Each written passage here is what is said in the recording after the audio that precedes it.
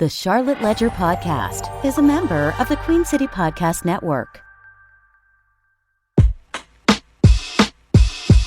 Hey, it's Tony Mecia with the Charlotte Ledger, and you're listening to the Charlotte Ledger Podcast. You can find out more about the Charlotte Ledger and subscribe to our newsletters by going to thecharlotteledger.com. Today, we're doing something a little different, a mini podcast, an express version on the 2023 Mecklenburg County school bonds that are on the ballot.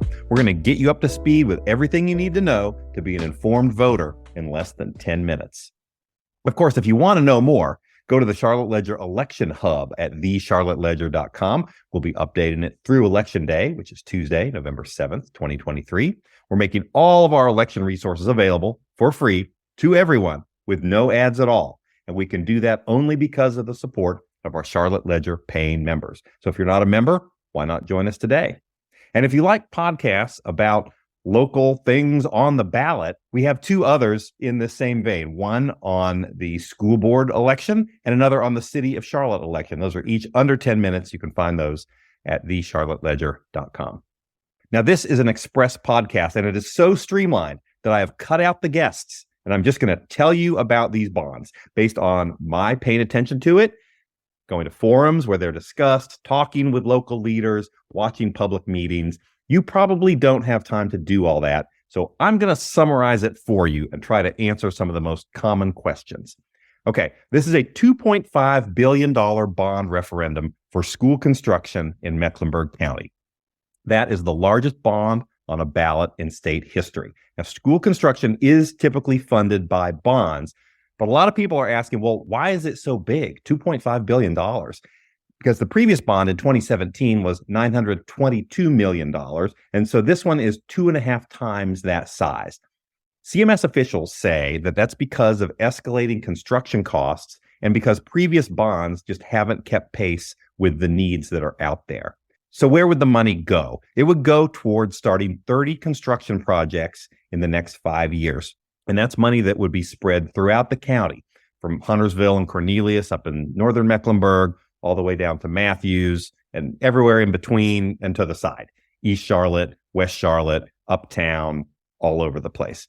Some of the bigger projects would be at East Mecklenburg High School, North Mecklenburg High School, Harding High School, South Mecklenburg, building a high school in Second Ward uptown. Those are some of the more expensive ones. Some of those projects individually are $200 million a piece or more. But some of these high schools are older, and CMS says that they need to be overhauled or replaced. If you want the full list of the 30 construction projects, you can Google 2023 CMS bond projects, and you can find that list. So CMS officials say a lot of these campuses are substandard, that they're decades old. They say, for example, that Matthews Elementary, that its media center floods when it rains. And at Berry Hill Elementary, which is west of the airport, it's on well water and a septic system. They say it's hard to wire buildings from the 1950s for Wi-Fi. They say that the campuses in many cases are spread out, which in today's day and age of school shootings makes campuses harder to secure, that they would prefer to have fewer numbers of ways onto the campus or one big building, things like that. The backers of the bonds point to studies that say that students perform better academically if they have better modern classrooms. Now, obviously, there are a lot of other factors that come into play on student achievement, things like school's leadership, how good is your teacher, what kind of resources do you have, that sort of thing. But they say that the school facility is a part of that. Supporters of the bonds say that the needs are real and that the conditions at some of the schools are just not acceptable. They say they're playing catch up to all the needs that are out there, and that students shouldn't be in classrooms where there are no windows, for example, or inadequate ventilation. And they say that repairs only get you so far, that putting Band-Aids over problems year after year really isn't a solution, and that postponing this work is only going to make it more expensive. Now, historically in Mecklenburg County, most bond referendums pass, and they pass easily, but that's not necessarily the case here, and I'm going to tell you why. The first reason is that the bond package is so big and the county's finances are such that officials are saying that this one would necessitate a tax increase. Now, that's not something you usually hear in connection with bonds. A lot of voters have in their minds, that it's basically free money, but it is borrowing money that money has to be paid back. And to pay it back, the county's chief financial officer has said it will likely require an increase of 3 cents per $100 in valuation. Okay, so how much is that? How much is this going to cost? And how much it will cost each individual homeowner, it depends on the value of your house. But if you have a $400,000 house, which is pretty close to the median value of a house in Mecklenburg County, that works out to $120 a year more in taxes after those 3 additional cents are added. And that will be done over stages between 2025 and 2029. So $120 a year more in taxes on a $400,000 house. Now, if you have a $200,000 house, it would be $60 a year. If you have an $800,000 house, it would be $240 a year. So the tax is sometimes hard to calculate or think of, but those are some rough numbers to give you an idea. Now, another reason this bond vote is not a slam dunk is because there is some organized opposition. There's a group of Black pastors that is urging a no vote. They're doing things like writing opinion columns in the Charlotte Observer and the Charlotte Post. They've printed up yard signs that are starting to come out all over town. They held a press conference a few weeks ago to get attention. They say that the effect of the taxes on low-income populations is just too great, especially coming after this year's property tax revaluation.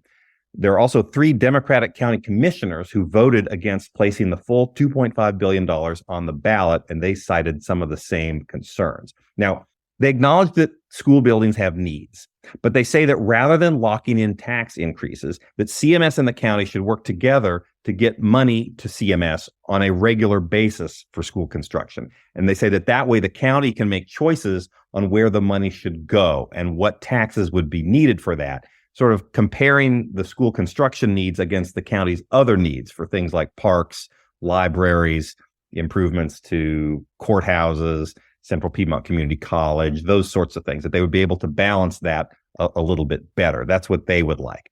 Now, the bond is supported by a lot of other elected leaders, as well as people in the business community, the Black Political Caucus, and I sense that there's some mobilizing around some of the different schools that would be affected as well. So we don't know how it's going to play out. We'll find out when the votes are tallied, but we'll see. For more information about your ballot, you can go to the Mecklenburg County Board of Elections website. And we've got all the information you need to cast an informed vote on our Charlotte Ledger Election Hub. That's at www.thecharlotteledger.com. We call it a hub because it provides basic information about everything on the ballot, plus links to other media and other resources if you want to know more. For example, the city council races, we have videos of many of the candidates. We have podcasts on some of the other things on the ballot in addition to this one. Early voting runs through Saturday, November 4th, 2023. Election day is Tuesday, November 7th, 2023. The polls are open from 6:30 a.m. to 7:30 p.m.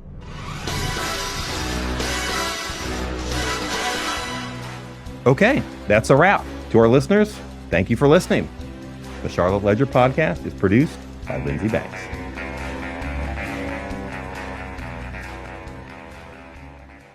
QueenCityPodcastNetwork.com